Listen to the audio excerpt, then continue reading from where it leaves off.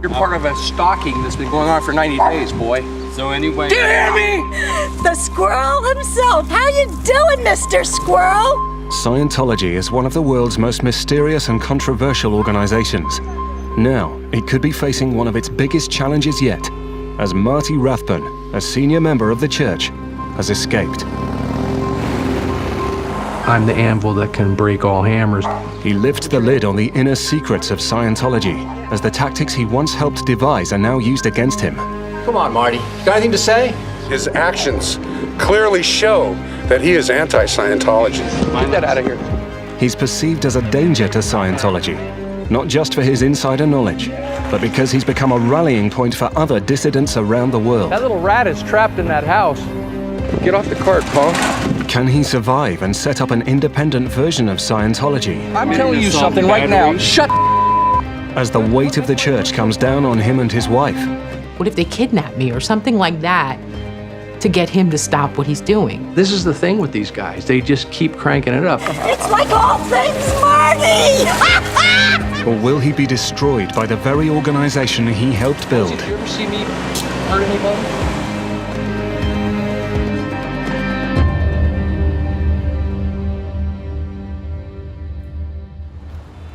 Scientology was born in the 1950s, when science fiction writer L. Ron Hubbard wrote a self-help book he claimed could save mankind. Dianetics was advertised as a powerful alternative to psychotherapy. Your reactive mind is the cause of what's wrong in your life. But with Dianetics, you're going to learn how to get rid of it. In 1977, college dropout Marty Rathbun became interested in Hubbard's Church of Scientology. With a family history of mental illness, he'd just discovered his brother had been sectioned. My brother was diagnosed as schizophrenic. I had left college. I was going to travel around the world and write novels and books and find answers. And my father called me at the end of the first summer I was out and told me my brother got institutionalized again. And I encountered Scientology during that ordeal and took a communications course, which I think really helped me.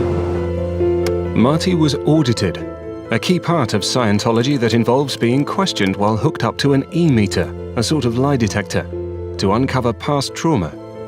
I signed a billion-year contract to make it my life's work, and I spent 27 years in the Sea Organization. That's how I got into Scientology. A dedicated member, Marty joined the church's elite Sea Organization, which had adopted a naval-style uniform and hierarchy. He quickly rose up its ranks, working in founder L. Ron Hubbard's personal service. He also worked closely with David Miscavige, a rising young power in the organization, and was displayed as his right-hand man. One night, in January 1986, Hubbard's church would change forever. Ladies and gentlemen, the event starts now. It was 25-year-old David Miscavige who delivered the news of Hubbard's death, presenting himself as his natural successor. Hello, my name is David Miscavige, and I'm very happy that you could all make it to this important briefing this evening. He was short-tempered, ruthlessly loyal to Hubbard, and that was, in that culture at that time, was the winning hand. In 1980, LRH moved off the lines so that he could continue his writings and researches without any distractions. Being a messenger, he had a leg up, and he became accomplished at the art of the politics of Scientology. At 2000 hours Friday, the 24th of January, AD 36, L. Ron Hubbard discarded the body he had used in this lifetime. L. Ron Hubbard is now God, and he's appointed Jesus. And so he's Jesus Christ to Scientologists, and it's a matter of belief. We want to make sure that all of us end cycle on this completely so we can get on with the job that is ahead of us. Within a year, Miscavige had taken control. He promoted Marty to one of the most powerful positions in Scientology. As this church publication reveals, Marty was tasked with keeping Scientology free from subversion. He ruthlessly defended Miscavige's regime and protected its innermost secrets. To progress spiritually in Scientology, you must go through a number of stages that can cost thousands of dollars and take many years. Only the most dedicated are told the secrets of Level 3, in which Scientology's history of mankind is finally revealed. 75 million years ago, a tyrant named Xenu ruled the Galactic Confederation, a coalition of 76 planets. One of these planets was Tigak, which we now call Earth. The Confederation was suffering from an overpopulation problem, so Xenu had billions of people drugged and sent to Earth. He placed their paralyzed bodies around volcanoes, into which he dropped hydrogen bombs. With the bodies now blown up, only the souls, or as Hubbard calls them, thetans, were left. So they wouldn't try to return, Xenu captured these thetans and implanted them with ideas like religion. The souls were left disorientated and clustered together. The thetans entered whatever human bodies they could still find. According to Hubbard, these thetans remain in our bodies and are the source of all human woes. Scientology aims to completely clear an individual of their body thetans. I just find that such a deception that it's not until you've given them $100,000 they say, oh, by the way, your body is infested with hundreds and thousands of invisible alien beings. How many people would join Scientology if they were told that on day one? In church pictures, Miscavige is positioned at the very heart of operations, with the spirit of L. Ron Hubbard in the background. Marty was in charge of punishing anyone who questioned either of them. We put him on the RPF, which is a prison camp, essentially. It's a behavior modification camp. I didn't think twice about quelling opposition or silencing critics or punishing somebody who had an errant thought about David Miscavige or L. Ron Hubbard. I had apparently very thoroughly insulted David Miscavige personally. I get walked into a room, Marty's sitting on the other side of the table with his full Sea Org Class A Navy uniform and hat and, sit down, pick up the cans. And so I'm sitting there and I don't know what to tell him. I'm thinking, I want to get the hell out of here. And then Needle moves and he says, that. And I'm saying, I'm not going to tell him I want to get the hell out of here. We're going back and forth and he's pushing. And then he slams his hand on the desk and says, stop fucking around with me. Karen was married to the faith spokesman, Heber Jench. That's our wedding picture. He was the figurehead of Scientology. This is John Travolta and Heber. So they hung out quite a lot then? Oh, yes. Were they good friends? Early days. Marty was a key architect of the Office of Special Affairs, or OSA, the legal and public relations arm of the church, who take an active interest in defectors. When I exited the Sea Org, I did a wonderful thing. I took my Class 12 certificates. These were glorious with all the gold emblems, and I shredded them in my big shredder called Jaws. Karen immediately found herself cut off from her church friends and family. The vengeance was incredible. Within 1 week of me stepping out, the FBI were called anonymously to say I was trafficking in underage children for sex. 35 years in the church, and 1 week out of the church, I become a child trafficker. Just like that, bam. And then within 12 days of coming out, Alexander called me up and said, Mom, never text me, never email me, never phone me, until you get yourself squared away with OSA. This is exact verbatim words. There were voices in the background. I'm positive it was a three-way where OSA were listening in. The church has denied having anything to do with the FBI's investigation of Karen or any suggestion of OSA forcibly disconnecting families.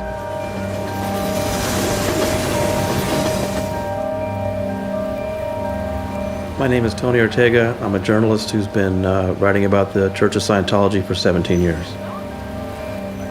Tony left his editorship at the Village Voice newspaper and now reports on Scientology full-time. Reporting on Scientology, they do their best to kind of creep you out, and I've definitely had some creepy moments. It's just part of the job. Can I ask you who you're filming for? Just documenting all the crazy stuff that's going on. For your own or for OSA or? For somebody. You don't want to say who? Nah. From L. Ron Hubbard's writings, Marty and Miscavige had guidelines on how to maintain order in the church and silence dissenters. L. Ron Hubbard spelled out how to treat somebody who's criticizing Scientology, in particular reporters. He created this game plan saying that you can say anything or harm people in any way. Journalists investigate him, do noisy investigations. They put one of their private investigators out to interview every person that person knows, former colleagues. To try to shudder them into silence. But church leaders had bigger problems. Unless Scientology could be recognized as a religion, they'd have to pay the IRS a $1 billion tax bill. We probably had 1/4 of that in total assets. So yeah, it was a life and death scenario.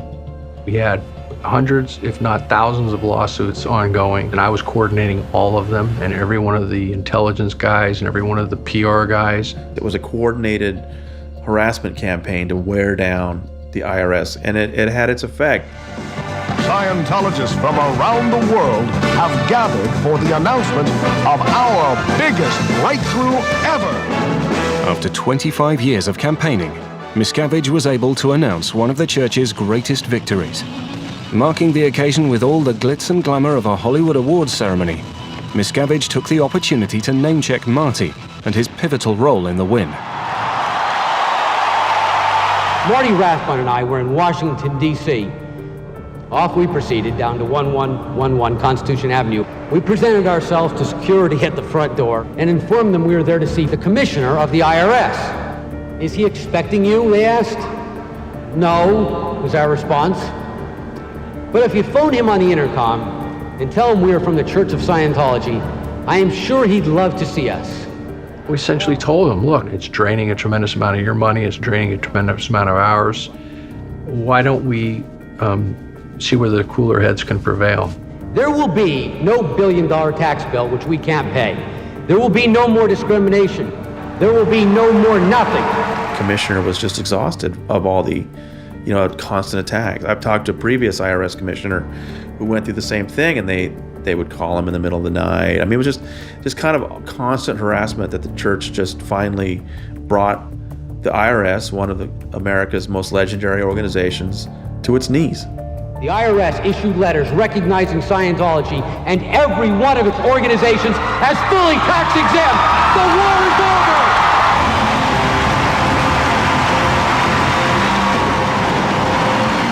Marty's next big mission was to pull off the ultimate PR coup, finding a poster boy for Scientology. His target, Tom Cruise. The Church of Scientology works hard to attract big names, even creating specialist centers for celebrities. Tom Cruise had become interested in Scientology after marrying actress Mimi Rogers, a second-generation Scientologist. When they broke up, he married Nicole Kidman and drifted away. Now the biggest movie star in the world, and his marriage to Nicole failing, the time was right to make him the church's new poster boy. Cruise started making some noises about getting some help. Miscavige had me drop everything, and that became #1 priority. I helped him on his divorce with Nicole, and then I was auditing him, and I was helping him get Penelope auditing, and I was helping him in all aspects of his life. And that won him back over to the church? Yeah. Miscavige's blossoming friendship with the star was to signal the end of Marty. Once Miscavige was able to begin to hobnob with Cruise again, I was like, he was done with me. And he was, he actually began to try to denigrate me a little bit in Tom's eyes, because Tom, was his biggest opinion leader, having salvaged his marriage, his kids, his family life, his, even his career, it was crazy. So Miscavige really had to start undermining me in front of Cruise. Marty was now out of favor, and in February 2004 found himself in a behavioral modification facility he knows as the Hole. The church denies the existence of any such place, but confirms at the end of 2003 he was assigned for correction and reposting. People would take their turns, and they'd go up and they have to confess all of these nefarious intentions against David Miscavige. And they would sit up there for hours, and people would interrogate them and throw water bottles at them, punch them, kick them, or whatever, until they would get these confessions out. Marty was put with a group of other senior executives. The minute he was briefing everybody about me coming in to join them, I looked at the people and I saw their glassy eyes, and I went, this guy is going to turn me into one of them. All of them were facing their biggest fear, being expelled from the church that had become their home, friends, and family. So Miscavige walks in with a boombox and a Queen tape, Bohemian Rhapsody, and he tells them all, we're all going to play musical chairs.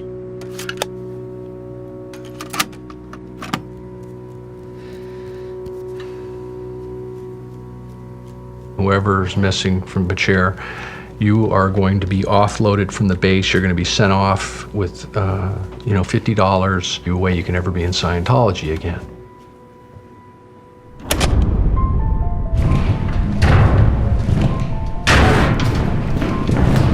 And he told everybody that the song was all about them, that they have committed such horrendous crimes that it really doesn't matter anymore, which, like it says in the song.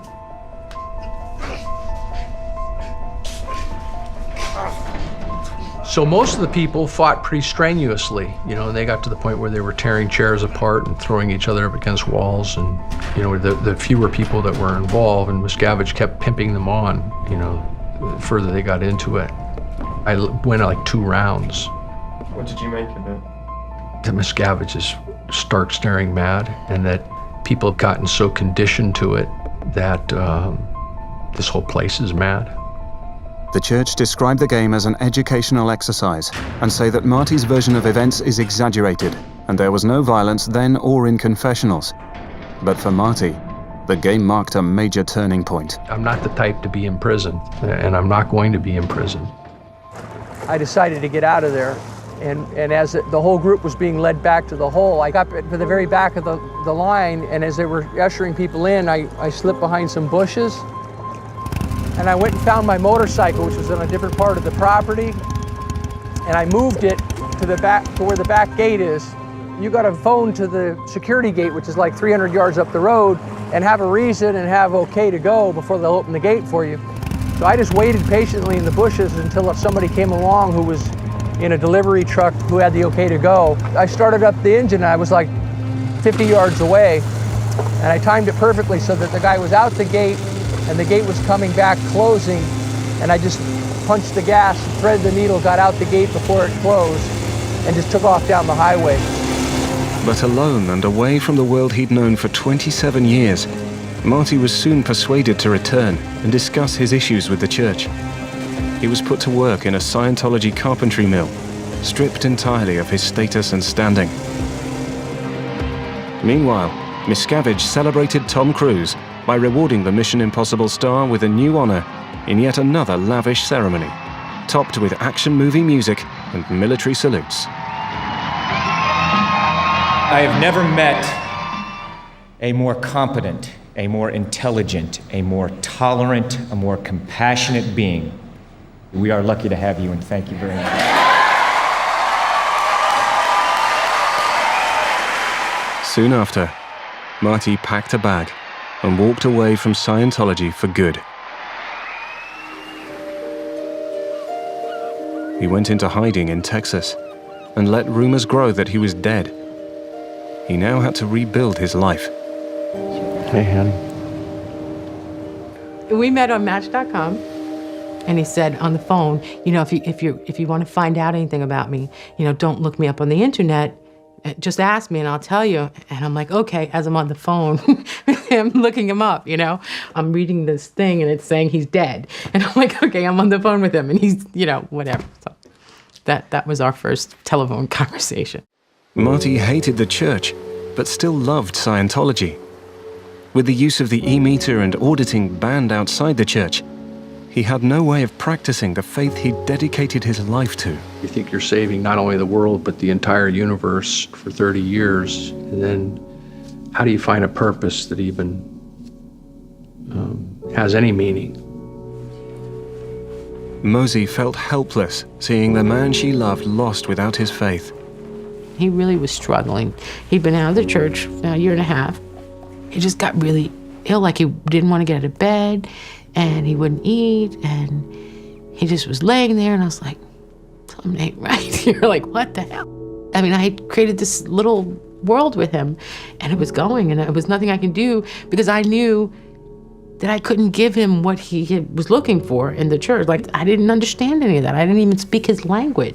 I thought, okay, he had these trunks in the garage that had his books, his Scientology books. And I'm like, I wonder if there's something in there that I could find out in there that I could read, that I could use to help him get better. We're just going to do an interview, okay? To see if we can find something of interest that there's... Marty had been a top auditor, Scientology's version of therapy. Pete were here, what would you tell him? Auditors ask questions and measure the emotional response of the participant on the E-meter to pinpoint the underlying causes of unhappiness. Once the problem is found, the auditor attempts to unburden the sufferer. Seeing how much he liked to help people, Mosey persuaded him to start again. Okay, end of session. I'd been with him for 3.5 years at that point, had never seen him so excited about being alive. Like, he just was just so, wow. And I was like, okay, whatever you did in there, you need to keep doing, because this is really cool. So, yeah, I did. I did encourage him to keep going. Marty had found his place in the world and was now sure it wasn't his beliefs at fault, but the church. He started to blog, telling people he was practicing Scientology independently. He'd been well known as a celebrity auditor, and people began flying in from all over the world for sessions. Matter of fact, I need to show you something. His blog about independent Scientology took off and has become a rallying point for disaffected Scientologists all over the world. So you can see on here that I've got, here's the number, 8,145,663. When I write a story or the Tampa Bay Times writes a story, the general public learns more about Scientology, but church members are trained very well to ignore anything critical that shows up in the press. When Marty Rathbun writes something critical of Miscavige or the church on his blog, it reaches deep into the membership of Scientology. Now they're suddenly saying, I still believe in Hubbard, I still believe in the technology, but I don't want to have anything to do with the Church of Scientology anymore. I'm now an independent. I often tell people that there's no bigger threat to the existence of the Church of Scientology than Marty Rathbun's blog. Before long, former high-level Scientologists were visiting Marty to talk about creating a new movement. You can't go out as a field auditor and create a demand into an environment that's been so polluted as the environment. Most people I've met who've heard bad things about Scientology, the moment you say, I'm a Scientologist, their face drops, they look, oh no. The moment you say, but I'm not a member of the Church of Scientology, I'm independent of Scientology, they brighten up again. Exactly. And they're interested. Exactly. I think it's eminently solvable. Interestingly, more and more people are practicing Scientology in the comfort of their homes. People are doing it. It's beginning to burgeon. The future ain't coming from the church. I mean, the church has become a butt of jokes. The future is coming from us. Very few people. Marty was about to attract unwanted attention from people who objected very strongly to what he was doing. All right, I've got you guys now. Now leave. Good. And don't come back. A group calling themselves the Squirrel Busters have descended on Marty Rathbun's sleepy seaside town. They tell locals they are producing a documentary expose that will reveal who Marty really is. The whole basis of Scientology is that you follow L. Ron Hubbard's processes to the letter. And it was L. Ron Hubbard who grew this organization. So to leave that organization and say you're going to practice Scientology away from it, the church just considers anybody that does that a heretic, or in their word, a squirrel. Come on, Marty. Got anything to say? You can't even defend yourself on this, can you? What's your name? I gave you my name, Marty. What's your name? Marty, I gave you my name. Now let's go take a look at a folder. What's your name? Why don't you answer his question? What's your name? Marty, let's take a look at a folder. You can't touch him, Marty. What's your name? Come on, Marty. Go get me your meter. You're squirreling, and we would like to What's see your that name, bring to an please? end. The Squirrel Busters were trusted, high-level Scientology members organized by the Office of Special Affairs, the propaganda and dirty tricks arm of the Church of Scientology, sent down to get in my face and to make my life a living hell.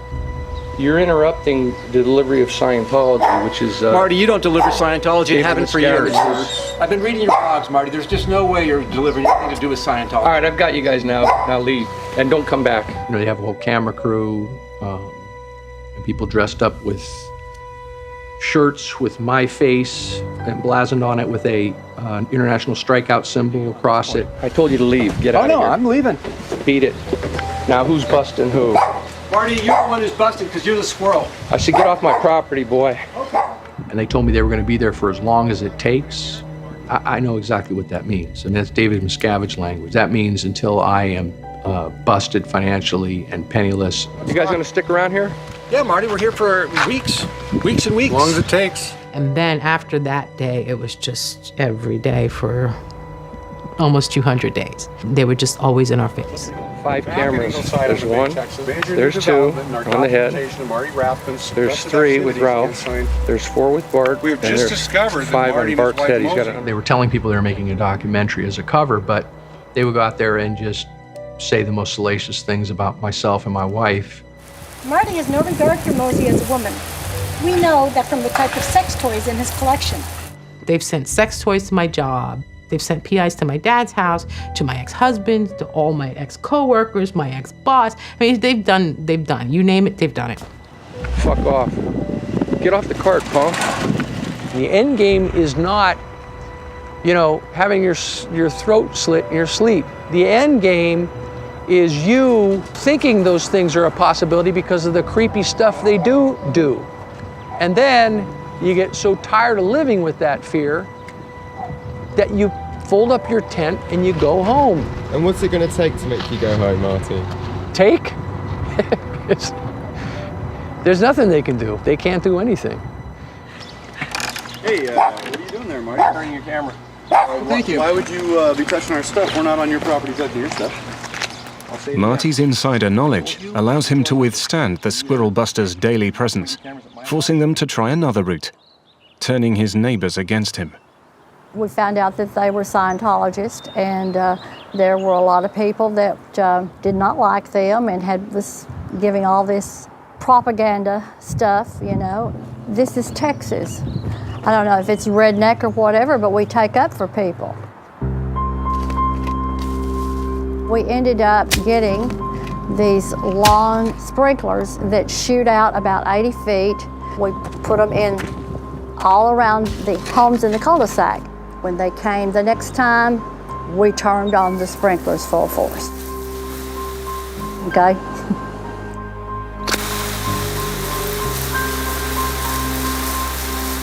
We called the National Weather Service to report this phenomenon. Isn't that amazing? Hey, Ralph. I'm just giving you a warning. It's the perfect conditions right now that we water down the street because of the dust. You got about 1 minute to get out of here. I found this strange because the Weather Channel has not called for any rain just here at the squirrel shack. That black cloud that was all flying around is finally caught up with you. Like this freaking rainforest in the courtyard. And they've come down anyway with stupid ponchos on and like 100 degrees out there with these plastic things on. Like, you guys are idiots. I'm Joanne, and this is Steve. We're the Squirrel Busters.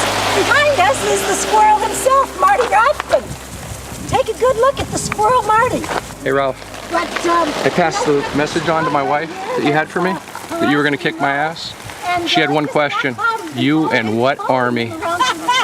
It's like all things Marty! We can't even make that go right! I think Marty's better than we are. Marty! Come on, get wet! We love it! Woohoo! This is all things Marty! Woo!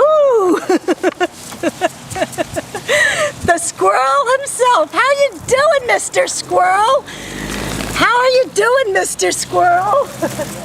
With Marty seemingly under attack from the church, for many of his readers, there was an obvious question. How do you feel now that you've had those tricks used against you? Well, it's, you see, I don't, the question doesn't, I don't get the question. It's not like I went out and then it happened to me and then I went, oh, geez, that's not all right. I mean, I knew it wasn't all right. That's why I left. You know, does he sit all day long saying, oh, I regret, you know, you can, you know, you're going to regret your whole life. He spent his whole life there. You hear people on the internet calling for you to be more apologetic. I mean, what's your reaction to that? I don't read that stuff. Stay out of my way, Mark. Rich, you came 3,000 miles to get in front of my house. You want me to get out of your way now?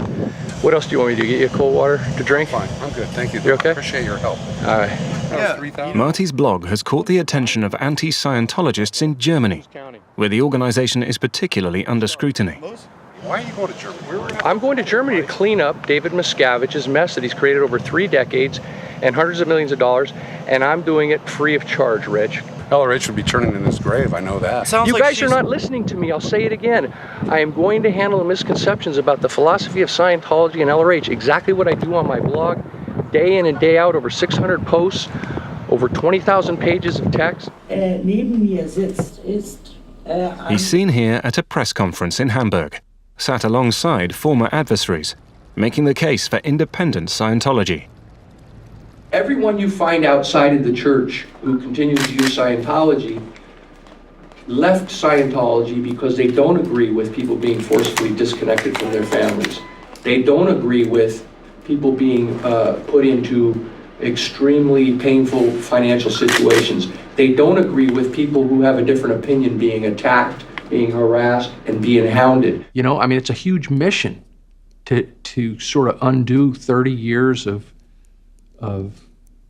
this type of activity, and now they intensify it on the guy who's trying to, you know, clean that up. He was their favorite to send. He had already come to the house twice while Marty was gone, and I was never able to get a picture of him because they would always catch me off guard. So he looks at me, and I go, "Stop looking at me, you sleazeball."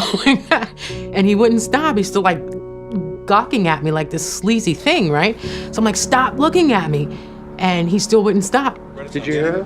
Right there. So, did you hear her? I'll get that. I heard her. You said don't look at her. Do you understand that?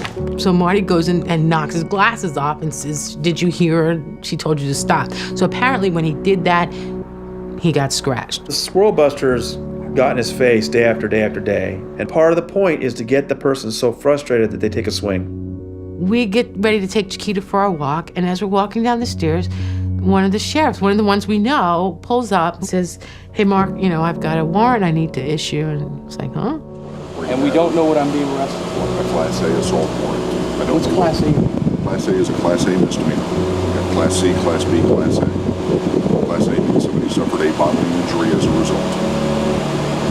Somebody suffered a bodily injury from what I did. Marty, I'm telling you what the warrant says. Often, the Church of Scientology relies on law enforcement officials and judges who just don't know the whole picture. I mean, they've convinced law enforcement officers to raid people's homes and confiscate their computers and jail people.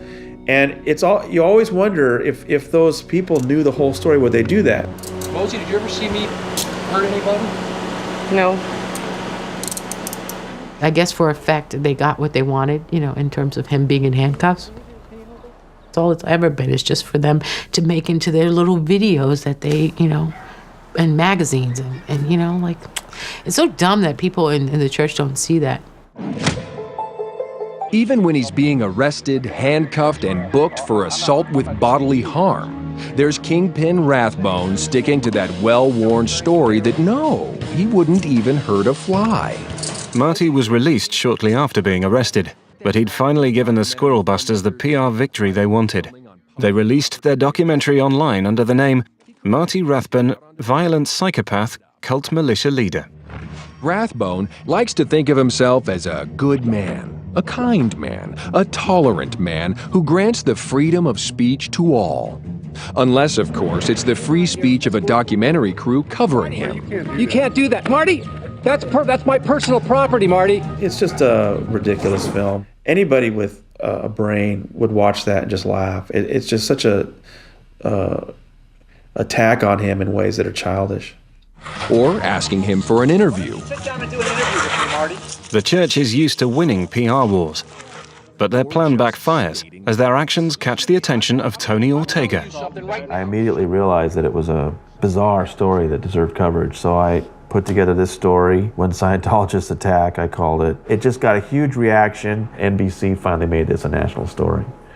Really, got to be fairly unprecedented in the history of American religion, This guy was the first guy that really, I think, understood and framed the issue of these squirrel busters as being a religious freedom issue.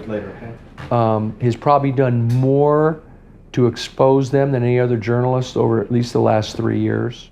After 200 days, and with growing media criticism, the squirrel busters disappeared from Ingleside.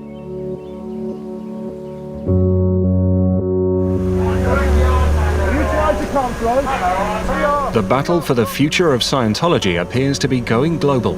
Independent Scientologists are joining protests with other groups against the church.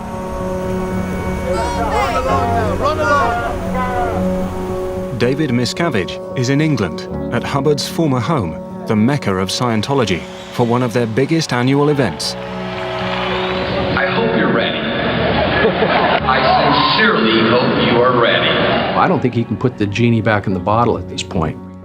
I've been overtly practicing for 3 years, and dozens upon dozens of people have followed my lead around the world. You can read about them on my blog every day.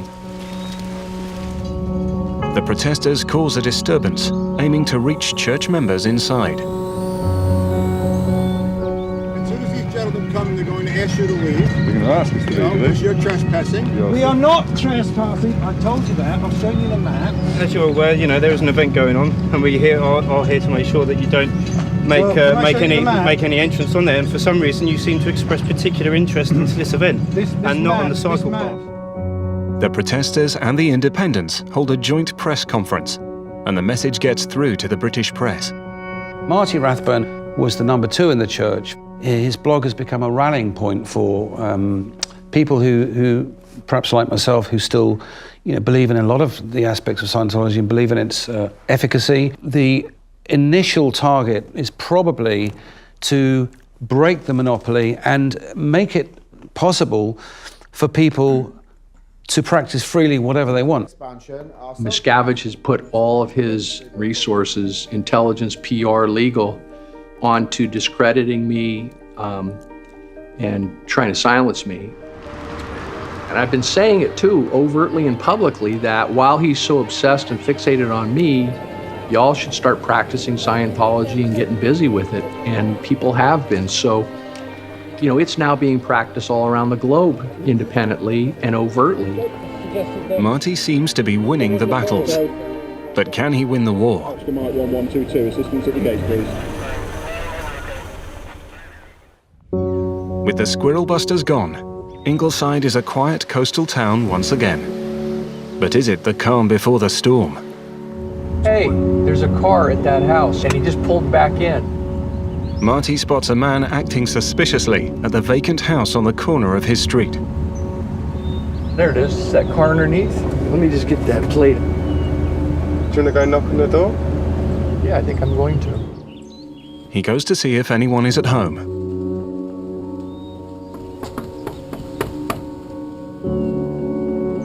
Mosey checks out the number plate. It's registered to a private investigator.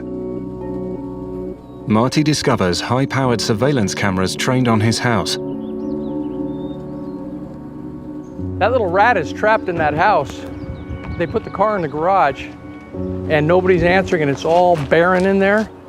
Same address. Boy, the idiots didn't even bother to get a rental car, huh? Marty can't be sure who's behind what he perceives to be a new threat.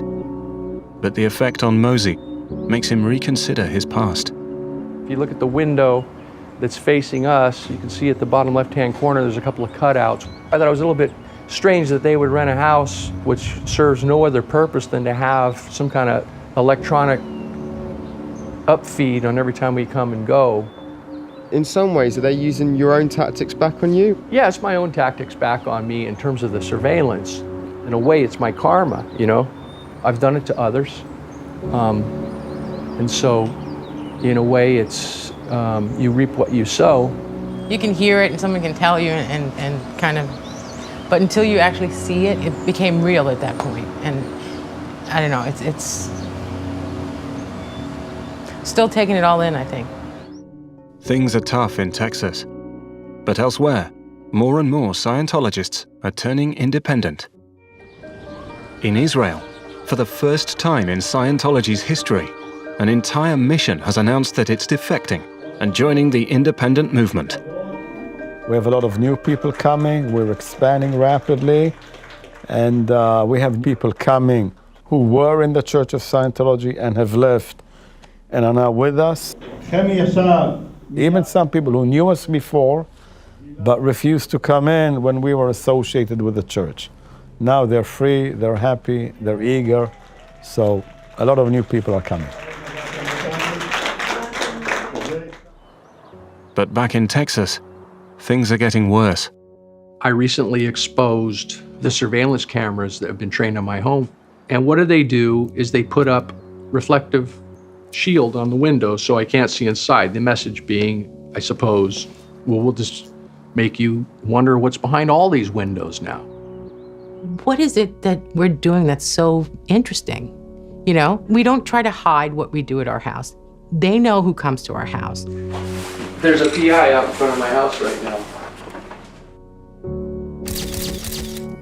They're patrolling with their, PIs in the cars, taking pictures of the license plates at our house. So is it necessary to watch 24/7? So if they're trying to see what's going on inside the house, that's kind of like a little bit creepy. The situation is becoming unbearable for Marty and Mosey. So what level were they escalated, do you think? I don't know. You have to ask them. But Marty has always fought fire with fire. You must know him better than anyone, so what do you think he would have been like in the church? He'd have been one tough dude. I think... Because he was known as an enforcer, wasn't he? He would be someone who, if something was happening, you'd say to him, get it done, and he'd get it done. And, if that included slamming somebody on the friggin' bookcase, yeah, then that's what happened. People are conditioned to accept that, I was conditioned to accept that and participate in that. I think I recognize how Scientology at the upper levels does that to people. Yet he doesn't want to return to being the sort of man he was in the church. That fanaticism leads to all other evils. My goals have, I've readjusted them radically since I got out of the Church of Scientology. Marty has decided to start a new chapter in his life. One of the problems with Scientology is that it becomes so religious, okay? You no longer have a life. So there's nothing to improve. I told Monique early on that, the moment that I start giving up our life, you gotta wake me up, because no matter, how important I think this is not important if we don't have a life. All his adult life, Marty has been defined by the Scientology teaching that attack is the best form of defense. Now, for the first time, he's chosen not to fight back and is retreating to a remote location out of the reach of the church and the squirrel busters. Looking forward to, carrying on from a much more peaceful location. Has Marty Rathbun fully come to terms with what he did in the church? I think it's a process he's going through. I had fulfilled my obligation in terms of making up for my activities that made Scientology what it is today. I don't think he wants to be defined as, Marty Rathbun, the, number 2 guy in the Church of Scientology. Like, I don't think that, because that's not who he is anymore. We own our pasts. It's the one thing that nobody can take away from us. And the question is, how do you process that and learn from that? We were just kids back then, but we grew up, and Miscavige never did. I just do what I do. I use my blog to educate people. I write books to educate people. I audit for a living. I learn more about the technology.